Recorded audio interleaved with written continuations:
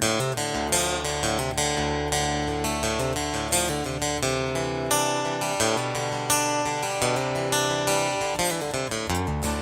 going to start a nonprofit for veterans, and we're going to take on the issue of suicide, and we're going to take on the issue of depression, and I'm also going to orient it on law enforcement as well.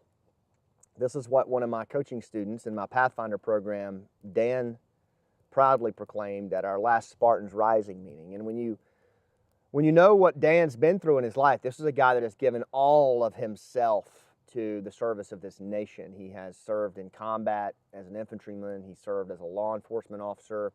And like many of us who went to war and came back, struggled with a lot of the challenges that combat puts on us, especially as we return home. But in that moment, saw the torch that he needed to carry. My friend Kathy, who's part of the Rooftop Leadership Mastery up in the Northeast, she has declared that she wants to help and mentor women in the military, right? My friend Kimberly, who's another one of she's my Impact A-Team coaching student. She's been with me for several years. She's just offered a new mastermind program that is really pushing the envelope for storytellers. What do these folks and a lot of other folks have in common? Well, they've been part of my Rooftop training in some form or another, some on the digital mastery, some through 1 year of coaching, some through a couple, but they were exposed to a superpower, my superpower, right? I have a superpower which allows me to see greatness in others. My friend David calls it seeing around corners, right? But I can see greatness in other people even when they don't see it in themselves. I got that, I think, from my father. It was certainly gifted to me from a power bigger than me. But over the years, I've come to know it as a personal superpower, and that is our theme for this week, is personal superpowers in this month's theme of knowing thyself. If we're serious about the tracks we're going to leave in this world, if we're really going to get beyond the silly New Year's resolutions that last for 96 hours and have, a deep impact in the world, we've got to get serious about knowing ourselves, right? And taking inventory of your personal superpowers and applying them in a very focused way can have a tremendous impact in the world. Now, 5 years ago, I told you guys in the last video, I was a Green Beret. I'd spent almost 23 years in the Army doing Special Forces work. Today, I'm a high-stakes storyteller. I'm a human connection coach. My torches have changed, but my superpowers that I apply in the service of others, of my, towards my tracks of contributing to something bigger than myself from the bottom up, they're the same. And I'm learning to use them more and more and more in my body of work. And that's what I want for you.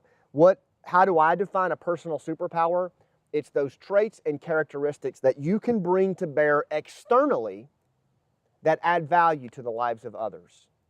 How about that? Did you write that down? Those traits and characteristics that you can apply externally to others that add value to the lives of others, right? That's what I classify as a personal superpower. Maybe you're a good listener, like my friend David. Maybe you are someone who can always see the best even in the darkest situations, like my wife Monty. Or maybe you're a natural protector, like my middle son Cooper is, okay? Or maybe you can make the person across from you feel like they're the most important person in the room, like my oldest son Cody does brilliantly.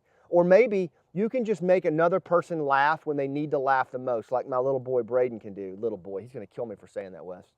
14. Or maybe you can come up in a moment when somebody is at their lowest point and just hold the space for them and make them feel safe because you've been through the pain similar to what they've been through, like my friend Eric, who lost his daughter Zoe. There are so many superpowers that you have inside of you, but what do we spend most of our time doing? We spend most of our time beating ourselves up for what we don't get done, for what we don't accomplish. Isn't that true? At the end of the day, we look at the stuff we didn't do, right? And all of the mouth breathers, the amateurs who have the mic in our society today, they've conditioned you to do that. They've conditioned me to do that, to look at our life and find the little negative things that didn't happen and focus on those, right? But the reality is, each and every one of you has a superpower, probably 2 or 3, that you can apply in your daily life towards adding value to others. And it's instinctive. It was gifted to you. Just like your story is gifted to you. We don't create our own stories. They are gifted to us through our life experiences and our connection to the muse to bring those stories into the service of others. You understand? That's the difference between a story and a speech. A story is a gifted, living, breathing thing that we can apply in the service of others. Well, so are those superpowers that you have, right? And they're, again, probably 2 or 3 really strong ones. They are instinctive to you. You use them every day without even realizing it. But rooftop leaders, we do something different than every other leader on the planet. We focus on moving the needle from instinct to skill. That's what I learned from these amazing sergeants in Special Forces. They showed me how to identify my best instincts and then become conscious and aware of those instincts and turn them into skill. And when that happens, you start to become the most relevant person in the room because you are playing to your strengths on a conscious level, not an instinct level. Everyone around you, watch them. Most of them are mouth breathers. They're just going through the motions. They're caught up in the rat race. They're playing on their instincts, or their instincts are playing on them. Sometimes they get it right. Most of the time they get it wrong. Rooftop leaders, we raise our instinct by taking inventory of the personal superpowers that add value to the lives of others. And when we do that, Mother Nature and biology says that reciprocity then occurs.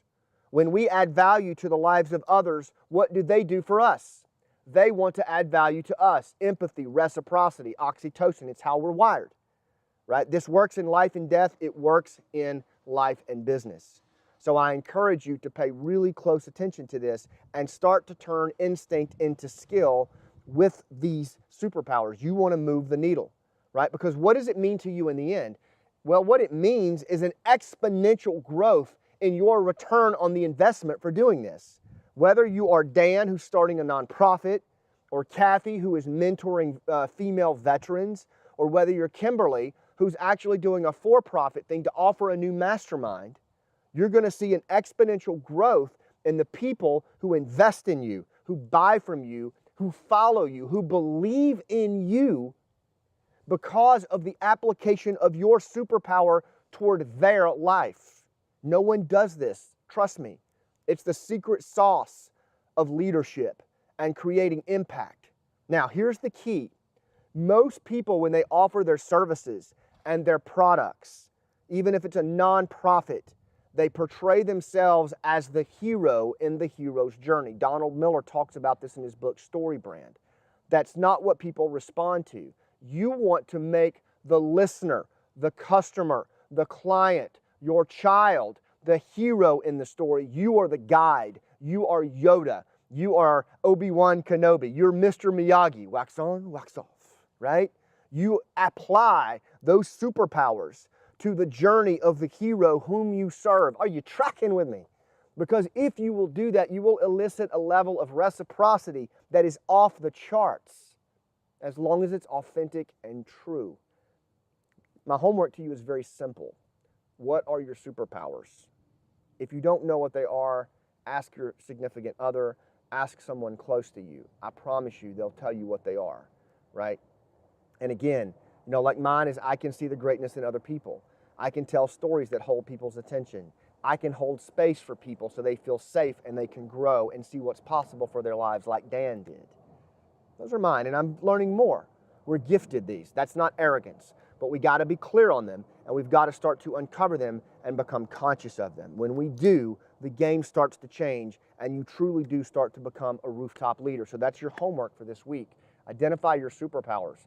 And I'd love you to join us in Rooftop Leadership Mastery. It's a tribe of people who take this video blog and we go even deeper. How do you move the needle on those superpowers and actually start integrating them into your daily life with your children, with your spouse, with your coworkers, with your customers, your clients, right? I've made a living out of doing this pretty darn well, and I train some of the most high-performing people on the planet to include Green Berets and commercial bank presidents and TED speakers on how to do this. And I can show you. Like for $50 a month, eating out twice, maybe once a month, you can be part of this community and up-level your life and move the needle on your own superpowers, all right? Rooftopleadership.com/mastery. Be part of this process. And look, even if you don't, take inventory of your superpowers, get up on the rooftop and lead with them. I'll see you on the rooftop.